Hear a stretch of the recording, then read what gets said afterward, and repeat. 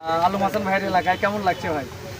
আলহামদুলিল্লাহ, আমি খুবই প্লেসড যে রঞ্জু ভাই আমাদের বাড়ির খুব নিকটে আসছে। উনি আমার মেহমান। ওনাদের গাইবান্ধার অনেক কন্টেন্ট ক্রিয়েটর আছেন। আমার পরিচিত মিলন ভাই আমাকে কয়েকদিন আগে ফোন দিয়েছিল, উনিও আমাকে অনেক ভালোবাসে। তো রঞ্জু ভাইয়ের ভিডিও আমি অনেক দেখেছি, একটা বললে ভুল হবে, কতগুলো যে দেখেছি এটা একদম হিসাব ছাড়া।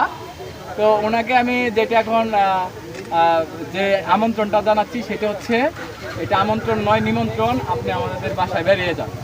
আচ্ছা, ভাবি কেমন আছে? ভাবি বলতে আমার তো এখন তার ভাবি নেই। ও আচ্ছা, ঠিক আছে। তো ভাই মানে আপনি যে আমার ভিডিও দেখেন, মানে আমরা যখন কন্টেন্ট ক্রিয়েশনে আসিনি তার আগ থেকে আমি আপনার ভিডিও দেখি।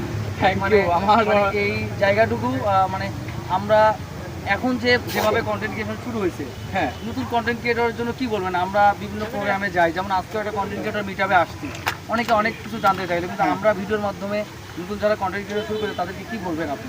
নতুন কন্টেন্ট ক্রিয়েটর যারা আছেন এখানে, আপনার আমার থেকে অনেক উদীয়মান এবং প্রতিভাবান কন্টেন্ট ক্রিয়েটর আবির্ভাব হয়েছেন, এটা আপনিও জানেন, আমিও জানি। কিন্তু বাকি যারা কিছু করতে পারেন নাই তাদেরকে একটি কথাই বলবো, আপনার এই কন্টেন্ট ক্রিয়েটরে তৈরিতে মেকিংয়ে অনেক ভুল আছে, আপনি কারেকশন করেন। অনেকেই ভাবে যে আমার ভিডিও পোস্ট করার মনে হয় কোনো নতুন নিয়ম আছে, কোনো সিস্টেম আছে, কোনো ভুল হয়েছে যার কারণে ভিউ হচ্ছে না। এরকমটা নয়, কোনো সময় অসময় নেই। আপনি যখন মন চায় আপনি কন্টেন্ট পোস্ট করবেন, যদি ভালো কন্টেন্ট হয়, মার্জিত হয়, আপনার ক্যামেরা ভালো থাকে, ভয়েস ভালো থাকে। এই যে রঞ্জু সাহেব, যিনি হানিফ সংকেত সাহেবের ভয়েস অনেকটা নকল করেছে, কি নকল করলেই হবে না, এখানে এক্সপ্রেশনও আছে।